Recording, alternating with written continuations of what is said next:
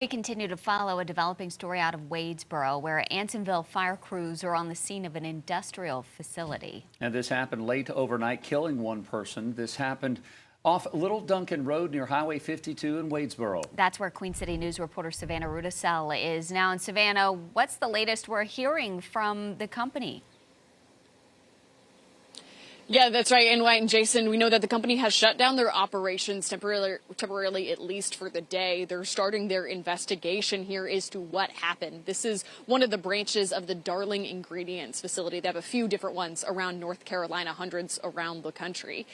We know that also, in addition to their own investigation as to what led up to this chemical explosion, which led one person to die, we have authorities as well, Anson County authorities, as well as some of the Wadesboro authorities, some of those fire departments. They're also investigating. Again, part of the reason why this plant is completely shut down. It's an animal byproduct rendering facility, so there were a lot of different chemicals on site. This happened right around 9:15 last night. There were still people here working when a chemical explosion happened. Someone was able to call 911. Most of the people were able to get out, but again, one person died. When first responders first got out here, they said that they saw a big plume of smoke. They weren't quite sure what it was. They knew there were a lot of hazardous materials, and you can listen to what the fire marshal said about what they first saw when they arrived.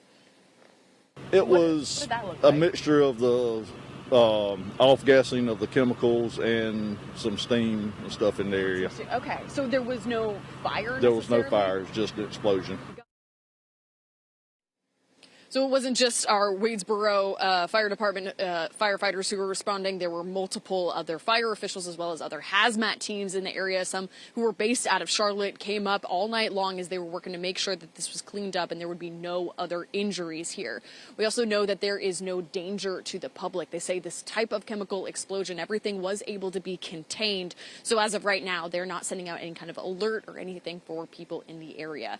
As of right now, we know fire officials say this is going to be a pretty long day for them as they get started here in their investigation. They're going to be figuring out what exactly led up to this, what the cause was, and should there be any blame placed either, no matter who was involved here. So we're going to be figuring that out. We're going to stay with them and stay here with Queen City News. We'll keep you updated on air and online throughout the morning.